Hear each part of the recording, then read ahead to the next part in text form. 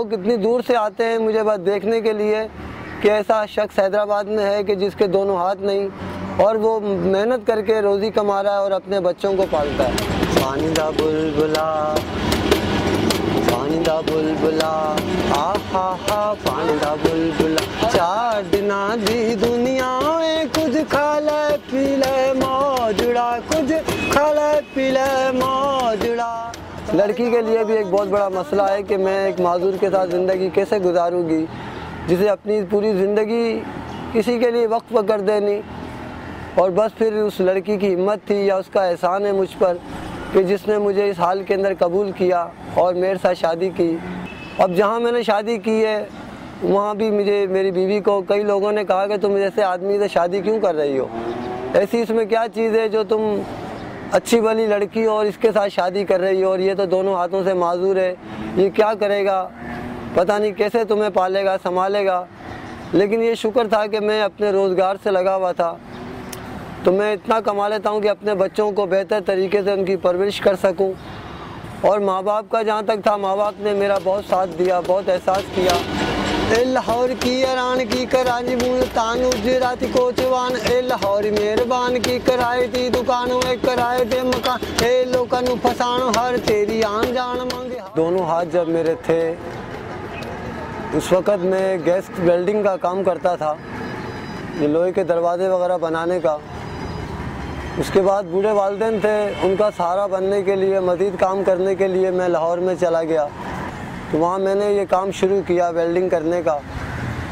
तो बस वो अचानक एक रोज़ दुकान पर कोई था नहीं और वो वेल्डिंग करते करते गैस पाइप निकल जाने से वहाँ आग लग गई और वो टंकी एक ज़ोरदार धमाके से फटी और उसके बाद ये दोनों हाथ मेरे उसमें ज़ाया हो गए।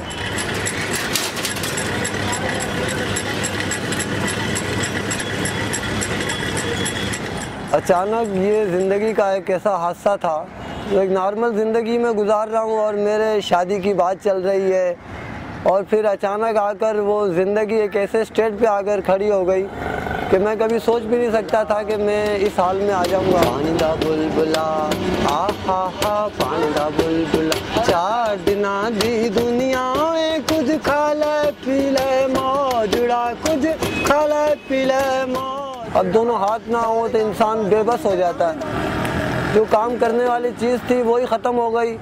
अब कौन सहारा देगा, कौन पानी पिलाएगा, कौन मुझे मुंह धुलाएगा। तो ज़िंदगी का एक साल मैंने बड़ी परेशानी और मुश्किल से गुजारा और अपने पीर मुर्शिद हज़रत दाता गंज बख्श और सखी अब्दुल वहाब साहब जिलानी सरकार को हर रोज़ मैं उनके दरबार पर जाके यही दुआ करता था कि बस किसी का मोहताज नहीं करना और मैं मेहनत करके कोई रोज़ी कमा सकूं। यहाँ मैं गन्ने की मशीन पर काम कर कर अपने बच्चों के लिए रोज़ी का ज़रिया बनाऊं।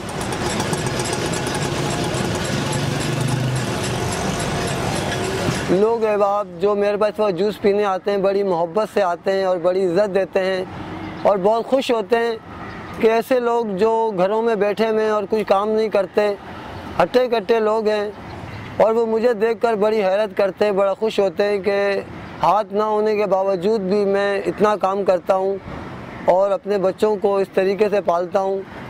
तो अल्लाह ताला ने मुझे एक नॉर्मल ज़िंदगी दी है, जैसे मैं पहले करता था उससे ज़्यादा बढ़कर मैं अब करता हूँ। इन हाथों से मैं लिखता भी हूँ, इन हाथों से मैं गाड़ी भी चला सकता हूँ, इनसे मैं साइकिल भी चला सकता हूँ, अपने बच्चों को स्कूल भी लेके जाता हूँ, उन्हें वापस लेकर आता हूँ। पानी का बुलबुला, पानी दा बुलबुला, आहा हा पानी दा बुलबुला, चार दिना दी।